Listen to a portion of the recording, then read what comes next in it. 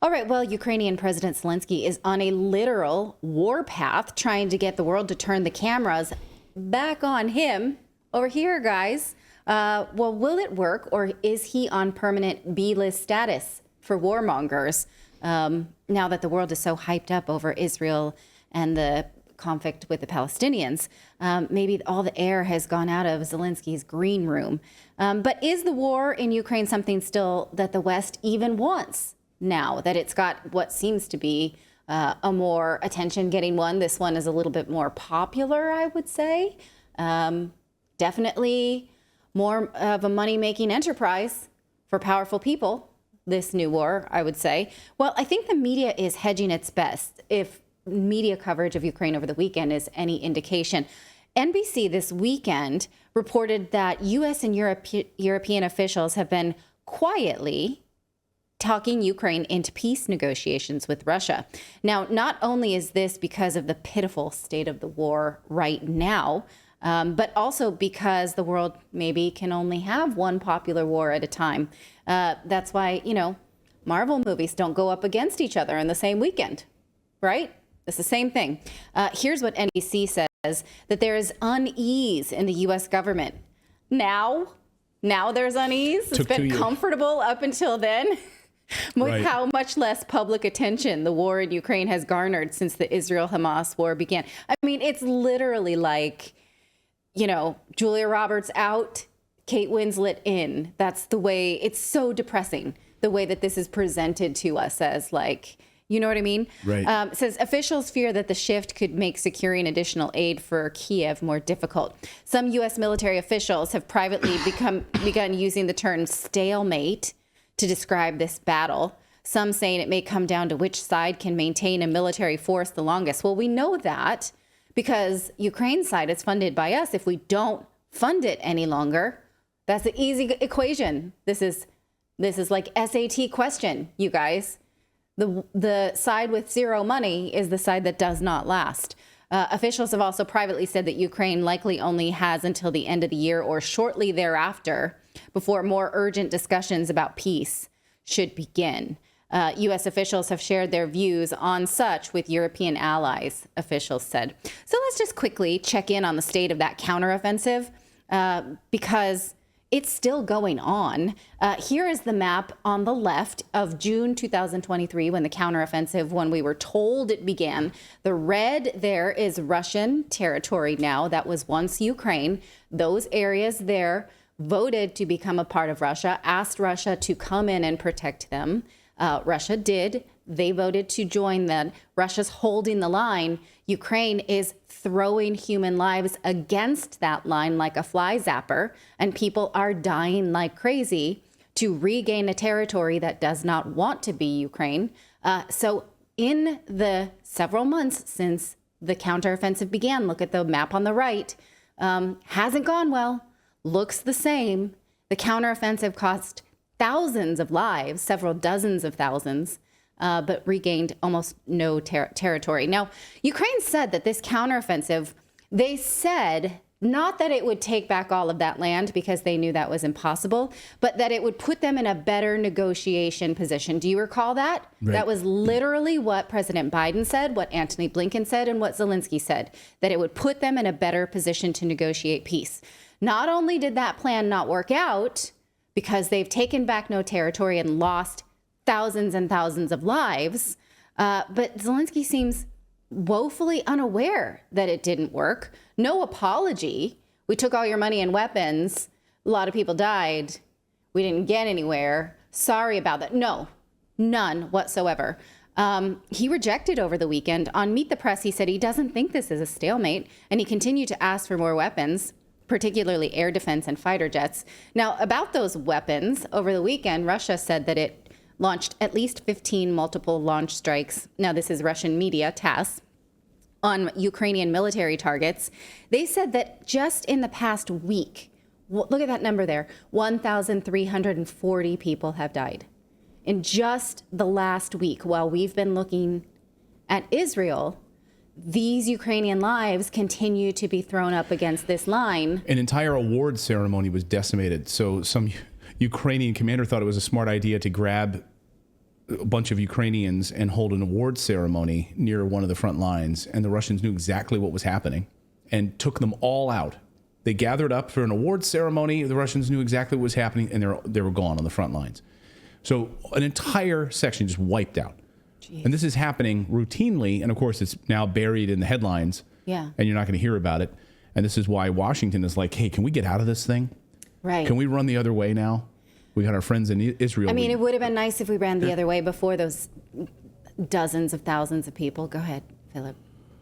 Oh, I was gonna say, like, I kind of agree with him that it's not a stalemate because that's not how stalemate works. It's like Russia took an amount of territory that they wanted to take, and then they're sitting there, and Ukraine is trying to take it back. Ukraine is failing to take it back. A stalemate would be that neither side can move forward or back. Right. Where, you know, there is no winner. But Russia's not trying to do anything else. No, at this point, they're just defending the territory they took. It's like a massive wall. Because the border hasn't moved. Yeah, it's like a massive wall, and you just keep throwing bodies at it. You keep throwing people into the meat grinder. So it's not a stalemate at all. And I think the chat agrees with you, Philip, on this. A stalemate is like World War I trench warfare, where for months and months and months, there's absolutely no movement at all. And people just die of trench foot and die of consumption and die of gas attacks. But there's no movement on the front lines at all. Right. Nothing. And here, they're just waiting with their arms crossed while they just keep throwing young Ukrainian men and older Ukrainian men who are dying in droves. And you're literally wiping out an entire country, NATO. Way to go. Remember, this is NATO's war. Right. Well, I'm glad you brought that up because he said, like, look, you know, we're dying for you. But if you don't protect us, this war will move throughout other NATO countries, and then you NATO countries will have to put your sons and daughters up in a draft. He literally said draft. So I think, you know, the moral dilemma he's presenting us with is let us die, otherwise you will. On a soul level, that's really an unethical bargain. But I guess that's what he thinks of us, that we're okay with them dying as long as we don't have to. But Zelensky's still positive, bordering on manic about the war keeping the war going. He said this on Meet the Press over the weekend. This is a really confusing explanation he's going to give us about how he's not going to talk to Russia. He's basically like, hey, I don't answer those texts. I leave them unread. There's still a bubble next to them. I'm not going to do it. And here's why. It's very hard to follow his logic, but I guess try. And when this focus to the Middle East, and when they tried to divide the world in this crisis, Israel-Palestine crisis, and of course, Russia is very happy with this war. They don't count how many children were killed there. They don't think about the flag or nationality. We saw some moments, their attitude. We saw what was in Makhachkala in Dagestan. This is the part of Russia. This is what the biggest wave of anti-Semitism. So what they want? They just want to divide the world, to take focus from Ukraine to another war. And if it will not be enough for them, I'm again repeating, and I'm repeating in these 2 years, if it will be not enough for them, it will not be enough. Because Syria was not enough. They began in Ukraine. After Ukraine, in the Middle East, they will continue their plan. And you see that Iran is supporting them, in Ukraine is supporting them with the weapon, and now in the Middle East again.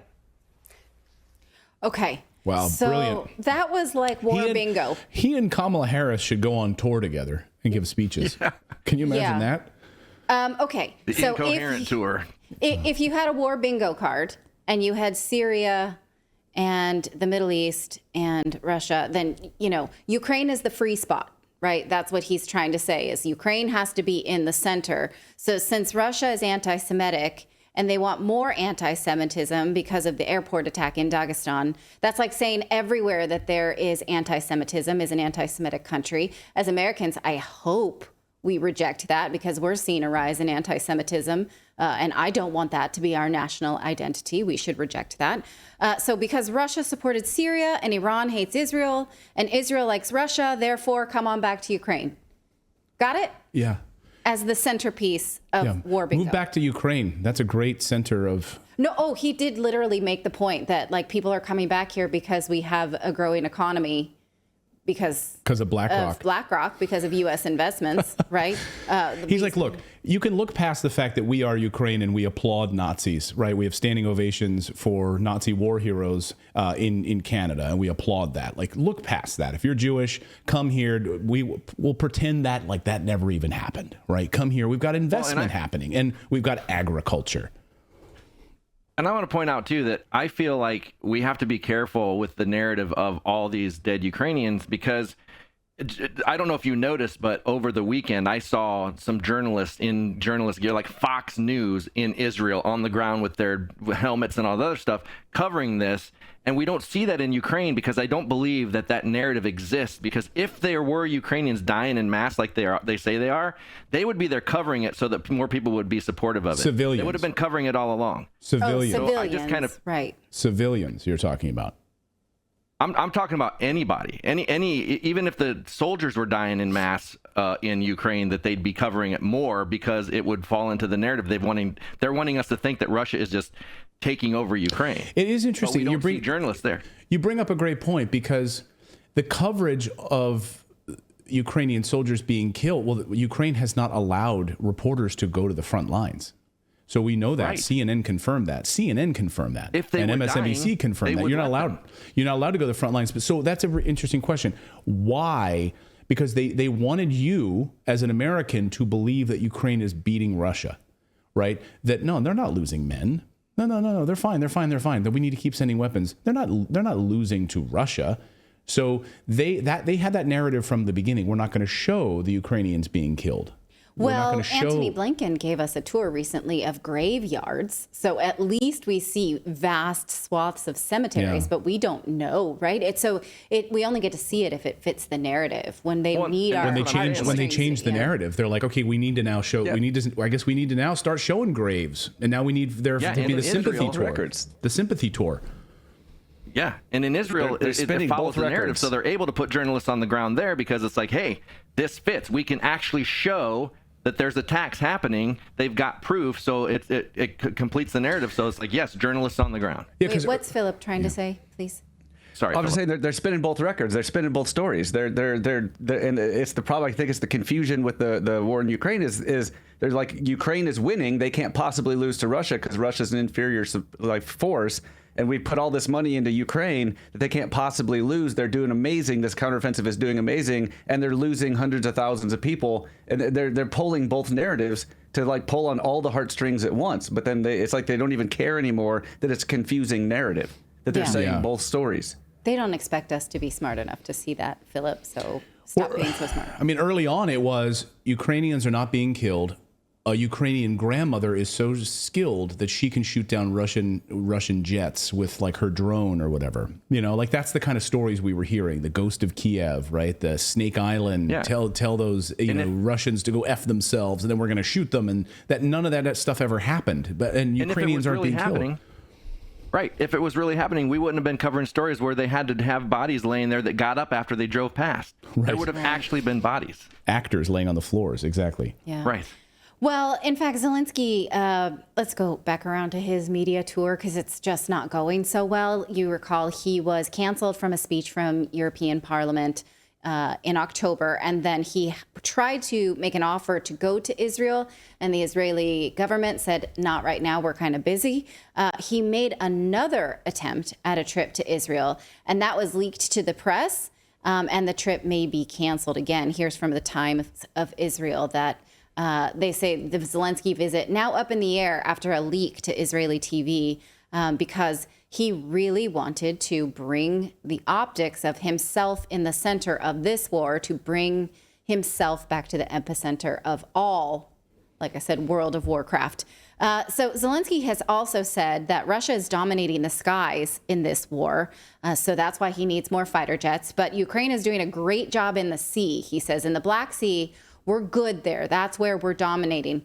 Okay, interesting, because Russia this week launched this video saying that they have successfully tested a ballistic missile that traveled several thousand kilometers away from its launch from a nuclear-powered submarine.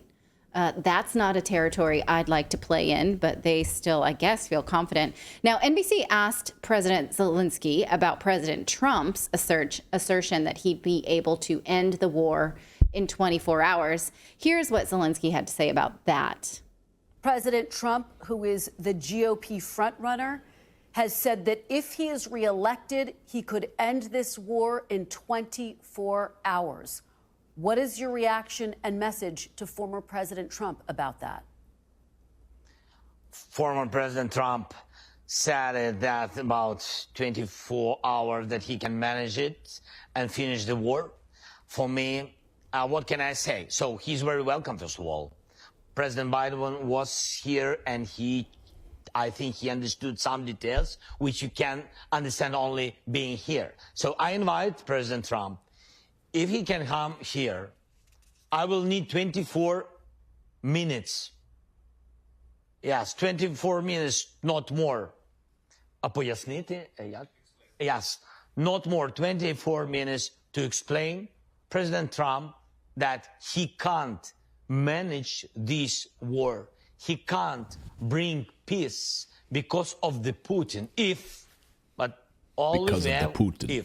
If Yeah. he's not trying, and if he's not ready to give our territory for this terrible man, for the Putin. If you are not ready to give it, if you are not ready to give our independence, he can't manage it.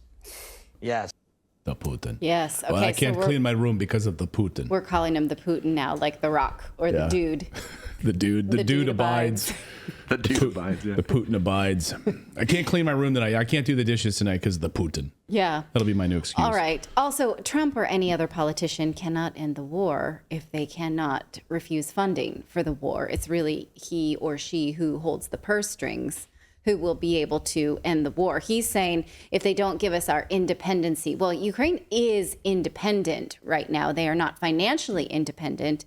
They can still be sovereign if they negotiate those red borders that we talked about before, leave those people as they are, as they voted. Ukraine is independent. You can remain. You can walk away, have plenty of people who either will or will not vote for you. The problem is he's canceled elections, so he doesn't have any consequence right now. And if the war ends, he will face the ballot box. So now Zelensky, he threw in a little flattery of President Biden, hoping that this would go a long way for President Biden's election campaign and maybe to curry back favor with the Biden administration. Watch. By the way, he was here, and I think he's strong man.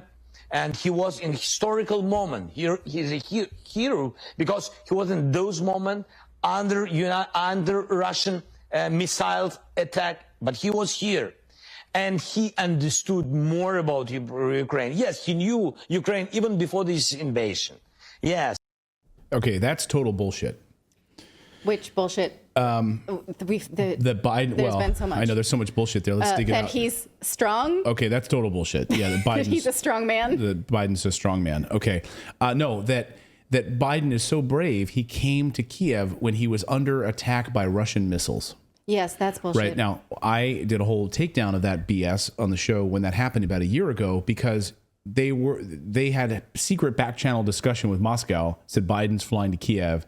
And through their intermediaries, we're like, yeah, we're not going to do anything. Like, we're not going to do anything. Don't worry. There's no attacks coming of Kiev. We promise you, nothing like that's going to happen. There has not been for nearly 2 years. And there hasn't been. And so when Biden was walking across the promenade there, they sounded the air raid alarms for fakery, for theater, for propaganda. There was no attack. They ran the air raid sirens. They're like, look, Biden's under attack by Putin. Literally at the moment that he's walking with Zelensky. Like the timing is amazing. Yeah. So what a brave man he is. And a strong man It's, A you strong know, man. like Yeah. when an elderly gentleman gonna start- brags about how much they can eat because they're still so virile. virile. They're Yeah, virile. like, Yeah. he's in good shape. It's like those CNN reporters that like put on the hard hat helmets and they jump down in like ditches, you know, nowhere near. They're like, Right. we're under attack, and then there's like kids playing on their bikes, riding by like in the background. Like, he's a strong man. Okay, go ahead, Philip. Sorry. Oh, I was just I hope we're now going to start seeing the Biden like AI, like where he's all beefy and like buff, like you ever see the Trump memes that go around where Yeah. like, Yes. people for whatever reason will like make these pictures of Trump where he's like just Rambo. jacked. Like I want to see Yep. those from Biden now too, and see how Yeah. they just put them Yeah, side why by side. hasn't anyone done that? Like I don't know that anyone wants to see that. Biden on the Peloton. A and- beefy Biden. No one wants to see that. I don't know. No one wants to see that. If you've been around for a while, when I first started doing Redacted, like in the first month, I got a high five on Peloton from Joseph Biden. And I'm pretty sure it was like a verified account. So, yeah, I wonder if he's still hopping on the Peloton as a strong man. I don't know. I am no longer on Peloton. Don't try and find me there. Thank you so much for watching this segment here at Redacted. We are live every day at 4 p.m. Eastern Time, trying to share the stories that the mainstream media will not cover. You should also come over and join our community of Redacted Rebels over at redacted.inc. That's our private locals community where we can share exclusive content that we simply cannot share here on YouTube. Come over and join the rebellion together right now by going to redacted.inc. We'll see you next time.